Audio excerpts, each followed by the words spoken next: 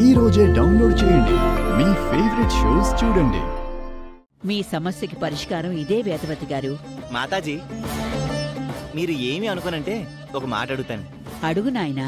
వీళ్ళందరూ కలిసి మిమ్మల్ని కొనేలేదు కదా? చచ్చండి రోయ్. పాపపు మాటలు మాట్లాడితే ఇలాగే ఉంటుంది మరి. నేను చెప్పవలసింది చెప్పాను, ఆ తర్వాత మీ ఇష్టం.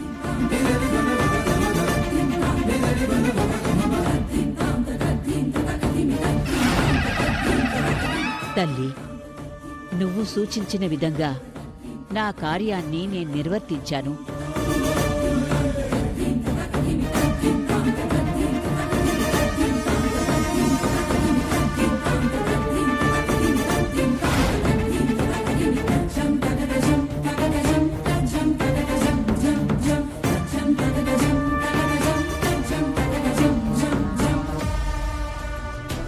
మాతాజీ అలా చెప్పి వెళ్ళిందేంటండి?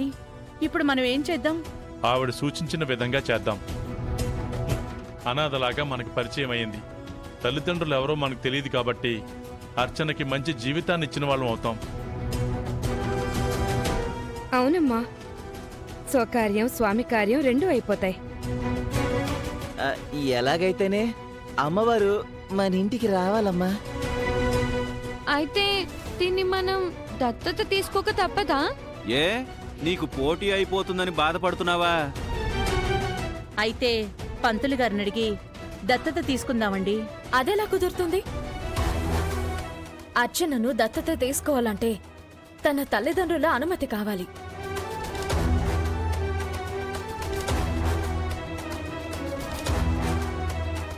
అర్చన తల్లిదండ్రులు ఎవరో మీరు తెలుసుకుని వారి ఇష్టపూర్వకంగా మీరు స్వీకరిస్తేనే దత్తత చెల్లుతుంది, లేదంటే చెల్లదు.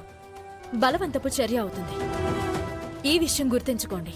అర్చన తల్లిదండ్రులెవరో తెలిసిన నాడు వాళ్ళకి మేము నచ్చ చెప్పుకుంటాం. వారు నిజంగా ఉండుంటే ఈ పాటికే వచ్చుండేవాళ్ళు కదమ్మా. అవని ముందు జాగ్రత్తగా చెప్తుంది. అది మీరందరూ అర్థం చేసుకుంటే మంచిది. తీరా తల్లిదండ్రులు వచ్చిన తర్వాత మీరు ఎలా దత్తత తీసుకుంటారు అని అడిగితే ఇబ్బందులు ఎదుర్కోవాల్సి వస్తుంది. ఏం రావు. తర్వాత జరగాల్సినవి తర్వాత చూసుకుందాం. మనం దత్తత తీసుకుందాం అత్తయ్య. నేను ఒప్పుకోను.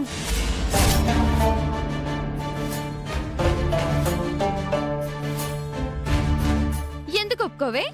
నాకిష్టం లేదు. అదే ఎందుకు? పెద్దవాడు గారు, ఏదో రోజున నా తల్లిదండ్రులు నన్ను చేరుకుంటారన్న నమ్మకం నాకుంది. మీరు తొందరపడి నన్ను దత్తత తీసుకోకండి.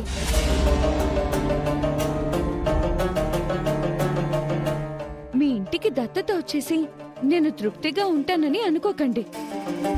నా తల్లిదండ్రులు నా ఎదురుగా వచ్చిన రోజే నేను ఆనందంగా ఉండగలను. మీరు మీ స్వార్థం చూసుకోకండి. మీ ఇంట్లో ఉంది కదా అని బెదిరించి దత్తతకి ఒప్పించే ప్రయత్నం ఏమి చేయకండి.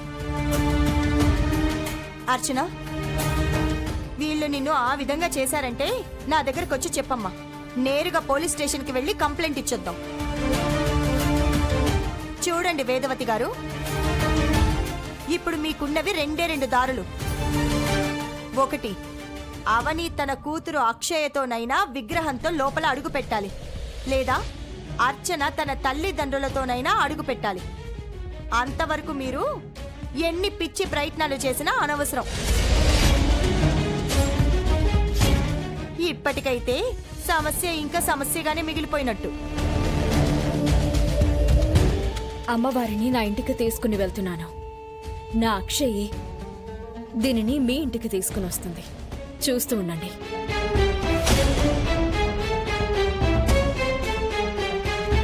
పదక్క.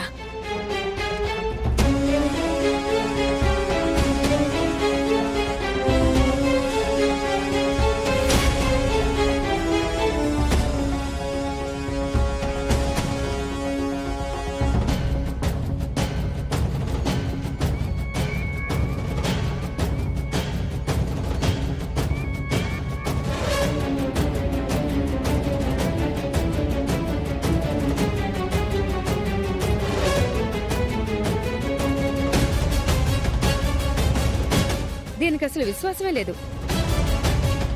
అర్చనను ఏం అనొద్దమ్మా. ఓ విధంగా అవని చెప్పింది కూడా కరెక్టే కదా. ఇలా జరిగిందంటే ఖచ్చితంగా నాకు అమ్మవారే సహాయం చేసుంటారు.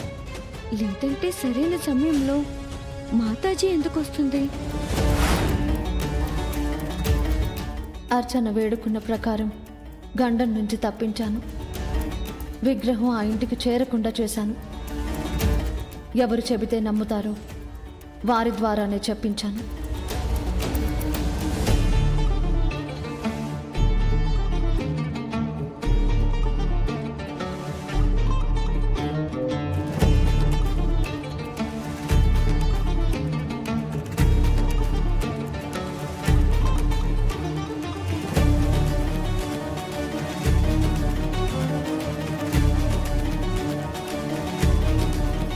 నువ్వు నా ఇంటిలోనే ఉండిపోవాలన్న స్వార్థం నాకు లేదు.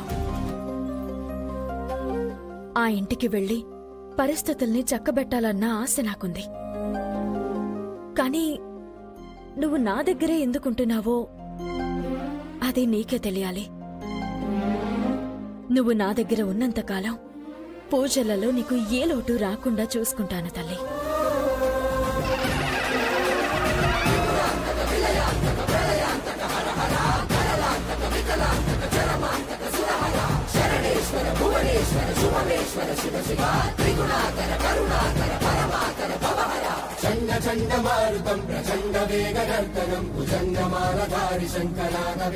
అర్చన విషయం ఆలోచిస్తుంటే చాలా ఆశ్చర్యంగా ఉందవని.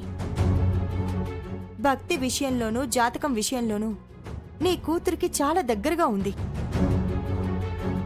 అక్షయ దూరం కావడం, అర్చన దగ్గర కావడం అంతా అమ్మవారి మహిమ. అక్షయ విషయంలో అప్పుడప్పుడు అర్చన అబద్ధాలు చెప్తుందన్న కోపం నాకు ఉంది. కానీ ఆ కోపం ఎంతోసేపు నిలవదు. తామరాకు మీద నీటి బొట్టులా. అర్చన నా గురించి ఎంతో కష్టపడింది. నన్ను నా అత్తారింటికి పంపించడానికి ఎన్నో ప్రయత్నాలు చేసింది. అందుకే తనంటే నాకిష్టం. దత్తత విషయంలో మనమైతే హెచ్చరించి వచ్చాం కానీ అర్చనను ఇబ్బంది పెట్టకుండా ఉంటారా వాళ్ళు? అమ్మవారు తిరిగి నీ దగ్గరికి రావటం వాళ్ళు జీర్ణించుకోలేరు, తట్టుకోలేరు. మాతాశ్రీ వచ్చి పరిష్కారం సూచించి వెళ్ళింది కాబట్టి ఈ పాటికి ఆ నిహారిక అత్తని రెచ్చగొట్టడం మొదలుపెట్టే ఉంటుంది. అర్చన తల్లిదండ్రులు ఎవరో తెలుసుకోవడం గురించి ప్రయత్నాలు మొదలుపెట్టి వాళ్ళని ఎలాగైనా పట్టుకొని డబ్బులిస్తాము, కానుకలిస్తాము అని ఒప్పించి దత్తత విజయవంతం చేస్తారు. అమ్మవారిని తీసుకుని వెళ్ళిపోతారు. ఎవరు ఎన్ననుకున్నా అమ్మవారి నిర్ణయం వేరేలా ఉంటుందక్కా. అమ్మవారు నీ ద్వారానో అక్షయ్ ద్వారానో వెళ్ళాలవని.